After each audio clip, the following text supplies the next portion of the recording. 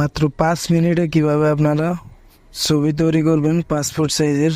তো আজকে সেটাই আপনাদেরকে দেখাবো। তো সর্বপ্রথম চলে যাবো আমরা ফটোশপে। ফটোশপে যাওয়ার পর এখানে ফাইলে ক্লিক করব, ফাইলে ক্লিক করে ওপেনে ক্লিক করব। তো ওপেনে ক্লিক করার পরে আমাদের যে ছবিটা আমরা কাজ করব সেটা নিয়ে নেব, সিলেক্ট করে এখানে ওপেনে ক্লিক করব। ওপেনে ক্লিক করার পরে দেখতে পাচ্ছেন আমাদের ছবিটা চলে আসছে। তো আমরা ছবিটাকে ফুল করে নিব, ফুল করে নিয়ে এবার এখান থেকে মাছ বরাবর বসিয়ে দেবো। তো বসিয়ে দেওয়ার পর আমরা এটাকে ক্রুপ করবো পাসপোর্ট সাইজে। তো ক্রুপ টুলে ক্লিক করব, ক্রুপ টুলে ক্লিক করার পর এখান থেকে সাইজ দিয়ে দেব। তো এখানে আপনারা আপনার মতো সাইজ দিয়ে দেবেন। এখানে সাইজ দেবেন 40 mm। পাসপোর্ট সাইজ ছবি তৈরি করার জন্য 40 mm এবং হাইট দেবেন 50 mm। তো আমি হাইট 50 mm দিয়ে দিলাম। তো এখানে দেখতে পাচ্ছেন রেজুলেশনটা আপনারা 300 করে দিবেন। তো আমি 300 করে দিলাম। করে দেওয়ার পরে এখানে পিক্সেল ইঞ্চি এই দুইটা থাকবে, ঠিক আছে। তো দেওয়ার পরে এন্টারে ক্লিক করবেন। তো আমি এন্টারে ক্লিক করে দিলাম। ক্লিক করে দেওয়ার পরে এবার আমরা এটাকে ক্রপ করব। ক্রপ করার জন্য আমরা যতটুকু প্রয়োজন ছবিটাকে ড্র্যাগ করে ততটুকুই নিব। তো আমি ড্র্যাগ করে নিলাম, এতটুকুই ঠিক আছে। তো আমরা আবারও ইন্টারপ্রেস করে দেব।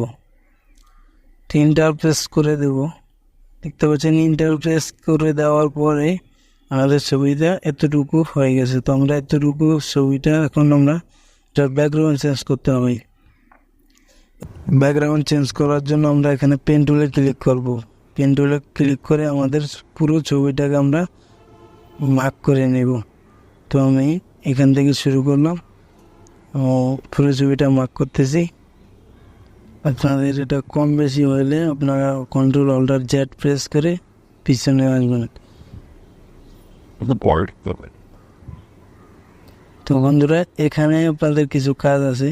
তো আপনারা এখানে রাউন্ডটা কিভাবে করবেন। তো রাউন্ডটা করার জন্য আপনারা এখান থেকে ড্র্যাগ করে টেনে যতটুকু দরকার ততটুকু দিবেন। তারপর এখানে মাউস পয়েন্টারটা এনে অল্টার প্রেস করে এটা প্রেস করবেন, তখন দেখবেন কেটে গেছে। তো এভাবে আমি পুরো ছবিটাকে মার্ক করে নিলাম। আমরা যেখান থেকে মার্ক শুরু করেছিলাম আবার সেখানে নিয়ে শেষ করে দিব। তো আমি করছি, দেখেন। তো এখানে আমরা এটাকে ফুল করে জোড়া লাগিয়ে দিব। দেখতে পাচ্ছেন আমি আগের জায়গায় জোড়া লাগিয়ে দিলাম। এবার আমরা Ctrl+Enter প্রেস করব। Ctrl+Enter প্রেস করার পর দেখতে পাচ্ছেন আমাদের ছবিটি সিলেক্ট হয়ে গেছে। তো এখন আমরা ব্যাকগ্রাউন্ডটি সিলেক্ট করব, সেজন্য আমরা Ctrl+Shift+I প্রেস করব। দেখতে পাচ্ছেন আমাদের ব্যাকগ্রাউন্ডটি সিলেক্ট হয়ে গেছে। তো আমরা এখন ব্যাকগ্রাউন্ডে কালারটি দেওয়ার জন্য আমরা টুল বক্স থেকে কালারটি নিয়ে নেব। তো আমরা ব্যাকগ্রাউন্ডে কালারটি সিলেক্ট করার জন্য টুল বক্সে ক্লিক করে এখানে কালারটা দিয়ে দিব। তো কালারটা আপনারাও কালারটা দিয়ে দিবেন। আমি এমন মতো করে বেশিরভাগ নীল হয়, নীল কালারটা দিয়ে দিলাম। তো নীল কালারটা দেওয়ার পরে এখন আমরা Ctrl+Backspace প্রেস করব। দেখতে পাচ্ছেন Ctrl+Backspace প্রেস করার পরে আমাদের ছবির ব্যাকগ্রাউন্ডের কালারটি চেঞ্জ হয়ে গেছে। তো এখন আমরা Ctrl+D প্রেস করে ডিসিলেক্ট করে দিবেন। আমরা আবারও টুল বক্স থেকে ম্যাজিক টুলে ক্লিক করে ব্যাকগ্রাউন্ডে ক্লিক করব। ক্লিক করার পর Ctrl+Shift+I প্রেস করে আমাদের ছবিটাকে সিলেক্ট করে নেব। আমাদের ছবিতে কিছু কাজ করতে হবে, ছবিটাকে কিছু ক্লিন করতে হবে। তো সিলেক্ট করে নিলাম। তারপর আমরা Ctrl+M প্রেস করে ছবিটার ব্রাইটনেসটা একটু বাড়িয়ে দেব। তো আমি বাড়িয়ে দিচ্ছি, দেখেন। তো আমার মনে হচ্ছে এতটুকুই ঠিক আছে। তো আমি ওকে করে দিব। দেখতে পাচ্ছেন ওকে করে দিলাম। তো আমরা আবার এখানে চোখটাকে একটু কালো করে দেব, যেহেতু ব্রাইটনেসটা বাড়ানোর কারণে চোখ চুল সাদা হয়ে গেছে। তো আমরা এখানে টুল বক্স থেকে ব্রাউন টুলে ক্লিক করব।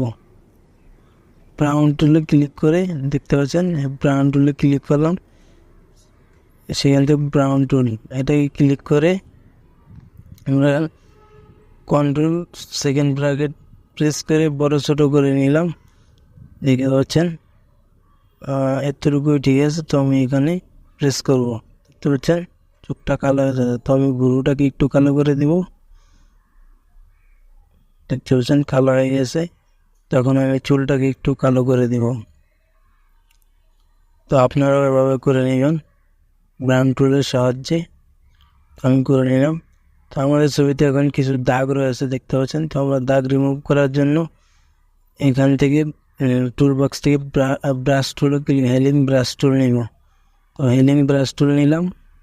অল্টার প্রেস করে ভালো জায়গা সিলেক্ট করে নিব ছবির। তো আমরা এই ভালো অংশ সিলেক্ট করে নিয়ে খারাপ অংশে প্রেস করে দিব। তো অল্টার প্রেস করে করলাম, দেখেন। তো আমার যতটুকু দাগ আছে আমরা সেটা সম্পূর্ণ রিমুভ করে দিব। ছবিতে কিছু কালো অংশ আছে, তো এটা পরিষ্কার করার জন্য আমরা এখানে ব্রাশ টুলে ক্লিক করব। ব্রাশ টুলে ক্লিক করার পর আমরা কালারটা নিয়ে নেব অল্টার প্রেস করে। দেখতে পাচ্ছেন আমাদের উপরে কালারটা এসে গেছে। তো আমরা এখান থেকে ফ্লোটা 23 করে দিব এবং অপাসিটিটা 22 করে দিব। তো করার পরে এখানে স্ক্রিনে প্রেস করব আমরা। তো ভালো যেখান থেকে কালারটা ভালো আছে, তো আমি সেখানে অল্টার প্রেস করে কালারটা নিয়ে এখন এখানে ব্রাশটা অ্যাড করে দেব। তো আমি এখানে ব্রাশ করছি, দেখেন যেখানে আমাদের কালো কালো অংশ আছে সেটা আমরা পরিষ্কার করে নিচ্ছি, দেখেন। তো আমাদের ছবিটি সম্পূর্ণ হয়ে গেছে, দেখেন একটি প্রফেশনাল ছবি হয়ে গেছে। তো আমরা এটাকে প্রিন্ট করে আপনাদেরকে দেখাবো। প্রিন্ট করার জন্য এখানে ফাইল মেনুতে ক্লিক করবেন। ক্লিক করার পরে নিউ ফাইল নিয়ে নেবেন। নিউ ফাইল নিয়ে এখানে কাস্টমে ক্লিক করে A4 সাইজের ফাইল নিয়ে নেবেন। তো আমি A4 সাইজের ফাইল নিয়ে নিলাম। তো এখানে ওকে করে দিলাম। ওকে করে দেওয়ার পরে এখানে মুভ টুলে ক্লিক করব। ক্লিক করে আমার ছবিটাকে এখানে মুভ করে নেব, টেনে ধরে এখানে ছেড়ে দেব। তো এখানে সুন্দরভাবে আমরা বসিয়ে নেব, সাজিয়ে নেব। এটা আমি সাজিয়ে নিচ্ছি, দেখেন। একটি ছবি দিয়েই আমরা সম্পূর্ণ পেজটি সাজিয়ে নেব। তো সেজন্য আমরা কন্ট্রোল অল্টার প্রেস করে টেনে সাইডে দিব। দেখতে পাচ্ছেন দুটি হয়ে গেছে। তো আবারও সেমভাবে কন্ট্রোল অল্টার প্রেস করে টেনে এদিকে নিয়ে আসবো। তো আমাদের 4টি ছবি হয়ে গেছে। তো আমরা এটাকে প্রিন্ট করে আপনাদেরকে দেখাবো। তো সেজন্য আমরা এখান থেকে ফাইল মেনুতে আবারও ক্লিক করব।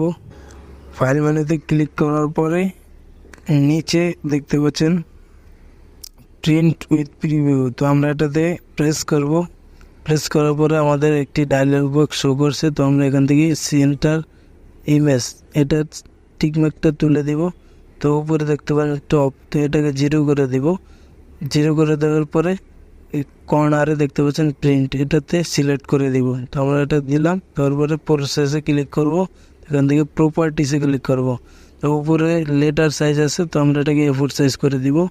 যেহেতু আমাদের ডকুমেন্টটি A4 সাইজ থাকে, তো আমরা এখানে দেখতে পাচ্ছেন নিচে প্রিমিয়াম, এটাতে দিব প্রিমিয়াম প্রেজেন্ট পেপারমেট। তো এটা দেওয়ার পরে সেখান থেকে হাই করে দিব নিচে। তো কোয়ালিটি হাই করে দিলাম, কালার থাকবে। তারপর ওকে করে দিব। তো ওকে করে দেওয়ার পরে আমরা আবার ওকে করে দিব। তো এভাবে আমাদের ছবিটি প্রিন্ট হয়ে যাবে। তো আজকের ভিডিওটি এ পর্যন্তই। ভালো লাগলে ভিডিওটি লাইক কমেন্ট শেয়ার করে দিবেন। আজকের ভিডিওটি এ পর্যন্তই। ভালো থাকবেন সবাই, দেখা হবে পরবর্তী কোনো ভিডিও।